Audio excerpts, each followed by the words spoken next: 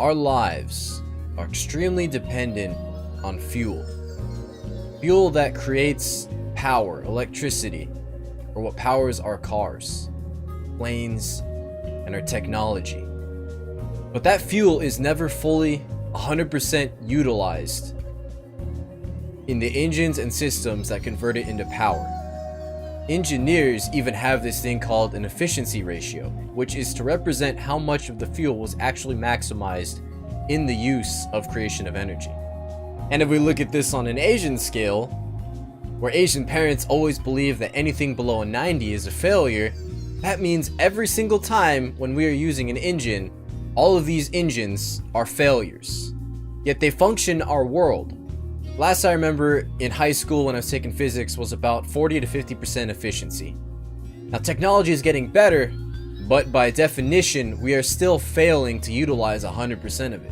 And if this was the best that we've ever had compared to previous instances of our systems or engines, this means that we've been failing this whole time and functioning our entire world. This means that the designers, the innovators, they've been failing this whole time by definition. And their failure is what allows our world to function the way it does. The question we have to ask ourselves then is, do we strive for that 100%? Do we strive for that A+? Do we strive for that 100% efficiency? Do we define that 100% as actually passing or succeeding? Perfection or overachieving or all these other terms? But the answer is we don't need that. The phrase C's make degrees was still something that you could do if you only cared about getting yourself a bachelor's. And yes, it would be nice to have a better engine. It would be nice to have better systems that would create more efficiency and fuel for us.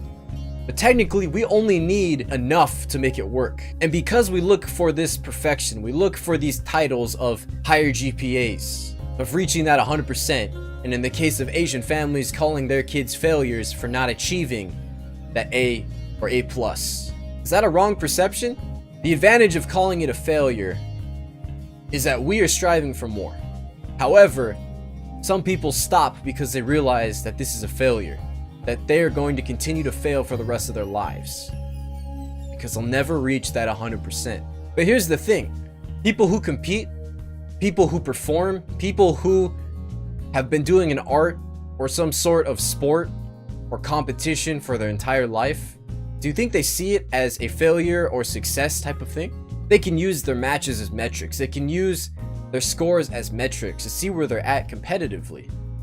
But do you really think they wanted to fail their entire life? Let's assume that they did, that they do see it as failures.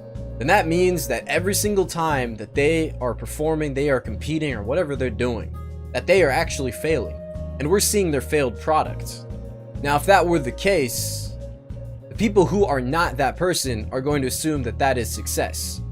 People who are competing or performing or whatever is still failure. It's not 100% efficiency. It's not 100%. And yet they continue to get better. They continue to put out more and to compete better every single time. Now, to see it as failure is not wrong, but we need to ask ourselves, how are they able to continue to fail if that's the case? If we are able to continue to put out better engines, to put out better competitors, to put out better athletes through failure, that would mean that the people who are not them are also failing. So the better perspective is to just realize, in this case, that everyone is failing, that no one will reach that 100%. And if this is the mindset that we've been locked to, why not just assume that the people who are at the top are just failing greater and better than we are?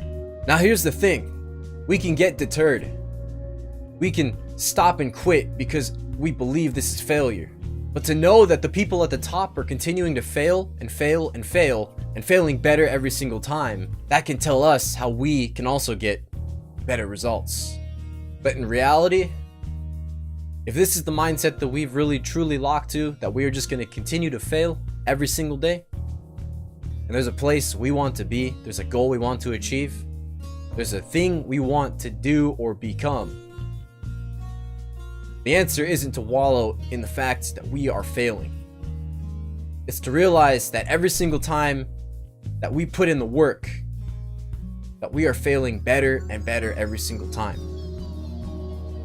And if we continue to believe that this failure will stop us, we will stop.